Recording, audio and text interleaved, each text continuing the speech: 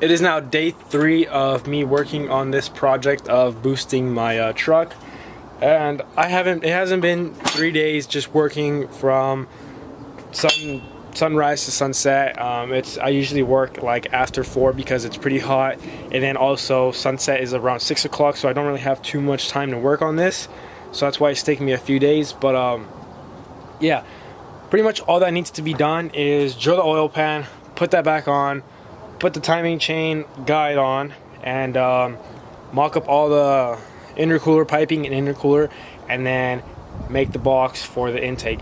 I know it sounds like a lot, but it's kind of like we're like right at halfway, I would say.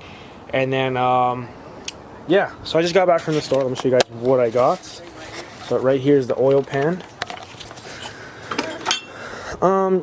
Yesterday I found pieces of my timing guide in there. There's still some in there that I couldn't get out, but here I have it in a rag. There's pieces of my timing chain guide. If you guys don't know, that's a really common problem with these single cam KAs. 240s have it, these trucks have it. Pretty much what it is, it's the little guides. So the timing chain goes from the bottom crank to the top cam, and it goes like this, like a peanut shape, and in the middle there's like 2 things that are like pushing it in, so like they're pushing it into each other so it gets tight and it doesn't slip off the sprockets. And usually, I don't know, for whatever reason, these trucks have like a really cheaply built one or something, I don't know, so it always breaks. Maybe because it's plastic, it breaks and then it falls to your oil pan. Usually I actually have never seen it fall to your oil pan, but I've always seen it break and crack, and then there's like little pieces like right here, and it's just like chewing it up and you could hear it, but it's plastic, so that's what's good. It doesn't really hurt anything. But yeah, that's pretty sketchy because it could jump the actual timing, and then your cams can start hitting your pistons, and then you could just pretty much blow up your engine. So that's why I have a new timing chain guide right here. I guess probably don't care about this too much, but I'm still going to show it in the video because I know there's a lot of people that have this problem and are always wondering like, what the heck, like my engine blew up. It didn't blow up, it's just your timing chain. And also, if you guys start these trucks in the morning, or not even in the morning, which when you guys start them up, you hear it all rattle in there. It sounds like almost like rod knock. It's like shh. It's just that there's not enough tension on there, so the chain is just like hitting the walls and everything. So that's why you need something like this, something new to keep tension on there, so it's not rattling around. And then I'm also going to show you guys tapping the oil pan. I got some brake fluid. I just got the cheap AutoZone. Oh shoot, cheap AutoZone one, because it all does the same thing, and I'm not, you know, it doesn't really matter. And I also got some electrical tape. Electrical tape, 1, because I don't have any, I always use it, and 2, because you guys saw yesterday I did this AN line, and I still got to do the other one right here. So I'm going to wrap it with some electrical tape around here, and then cut it so it doesn't fray. And then also, since there's electrical tape on there like this one, then it'll slip right on. And like this one, I had electrical tape on there, and if I didn't, it would start to fray and it would just open it up and it would have been a mess. So that's why I have this. But yeah, I'm thinking, I haven't looked at all the footage, but I'm thinking I might cut it right now, and this might be part 1, and then I'll do a part 2. I'm not too sure yet, but just I don't know how to explain it. Just be aware that in the next few clips the video might end, and then it'll start again in a different video. So just letting you guys know, so don't freak out. Alright, so the oil pan is now bare metal right there. You can see I put a little dot where I'm going to be drilling. And then this is the fitting I'm going to be using. I know it's pretty big, but it doesn't matter because it's just going to go inside. It's going to go like that. I'm just going to weld right here on the edge. Yeah, there was a huge layer. You could probably still see it. You probably can't see it in the camera, but there was a huge layer of like dirt and grime and grease, and then under that was another thick layer of like dirt and grime and grease, but like super like packed. It was like hard, like I couldn't even get it off.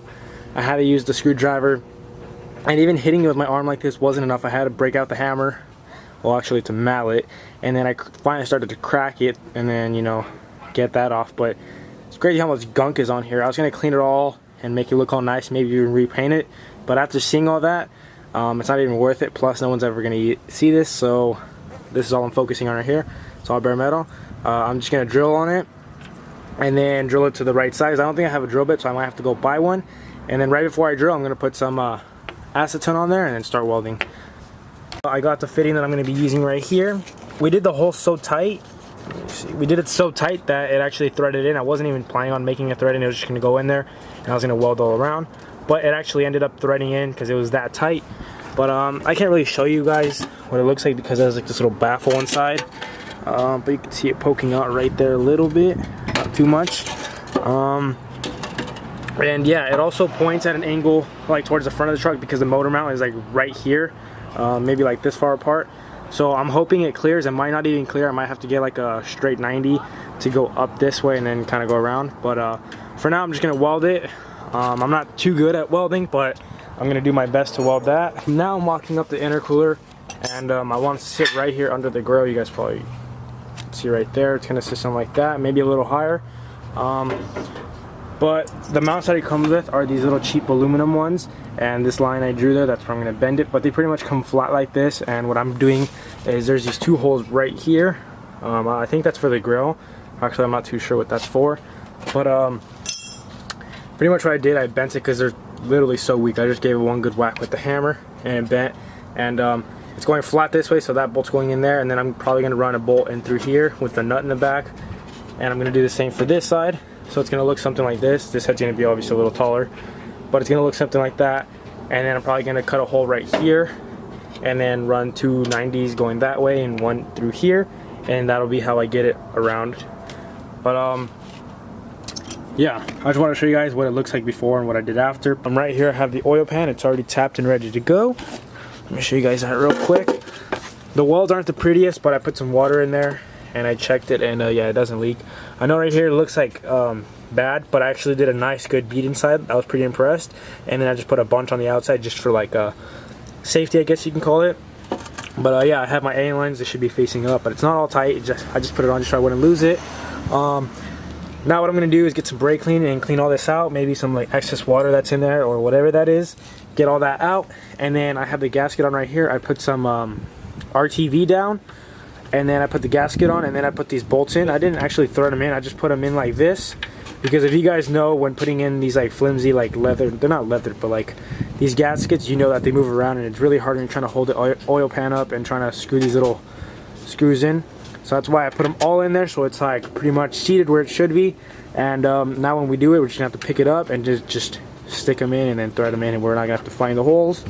But yeah, today I'm hoping that we might be done today, because all I have to do is do that oil line, cut that, get ready to go, and then do this pipe right here. But pretty much what I want to do is just put the oil pan on and do the oil drain, so I could start it up and drive it around if I want, because I could drive it like this. I don't actually have to make boost.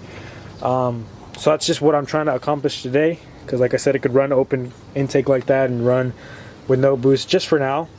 Plus I also don't have my fuel management unit and all that stuff, so I can't really do any boosting just yet. But when that comes in, then we'll start boosting it. And I also got to do the exhaust, but I don't need the exhaust to actually drive it. That doesn't really affect anything. It'll just blow the hot air in there. But I'm also not going to drive it around, so don't think I'm going to take this to school and drive it around and use it as daily. I'm just saying that I could drive it up and down the street and maybe like down the driveway and stuff like that. But yeah, I don't really know what I'm going to do right now. Probably finish up getting that oil drain done and all that.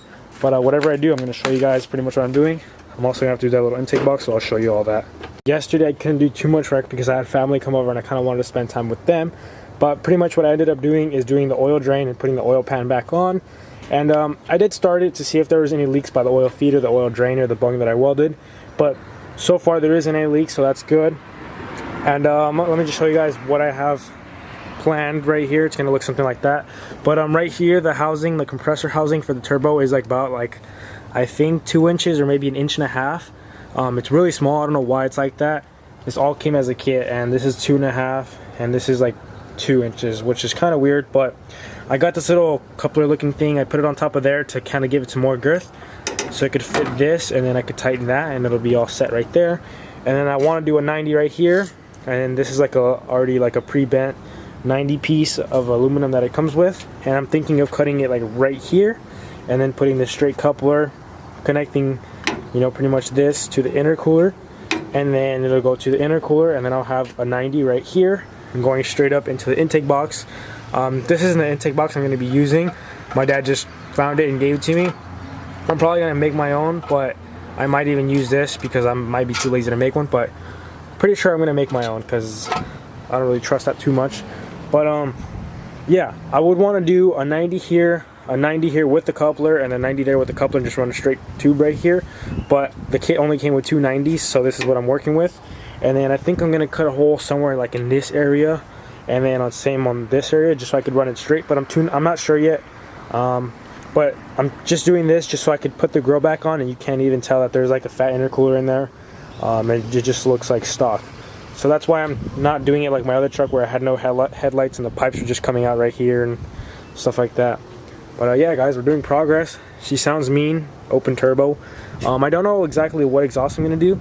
I originally want to do a hater pipe, like sticking out the hood like my other truck, but I am planning on driving this on the street and possibly to school every once in a while, and maybe dailying it for a little bit. Not like full on daily, but just take it to school and work and stuff like that. And it's really obvious if it's sticking out the hood. It's really loud and really obvious that you have something going on. And once I do that, I'll probably get bored of it, and I probably want to do like a full straight pipe.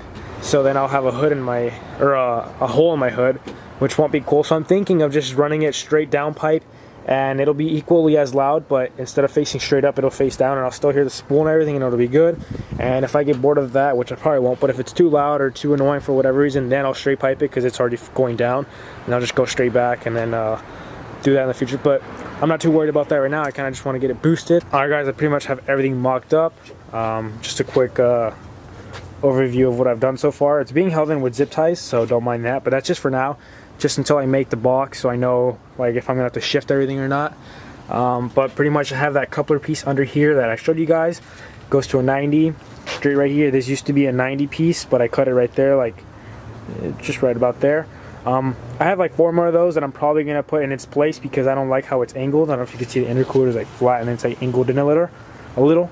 I'm not too huge of a fan of how this looks. It kind of looks really messy and hack. I know the truck is hack, but I might just clean this up a bit. But for now, just mocking up purposes, this is what I'm doing. Got the hole in there, got the intercooler, and then for these I'm going to be using nuts and bolts to hold that in. Another 90 right here with the straight tube into the little intake box.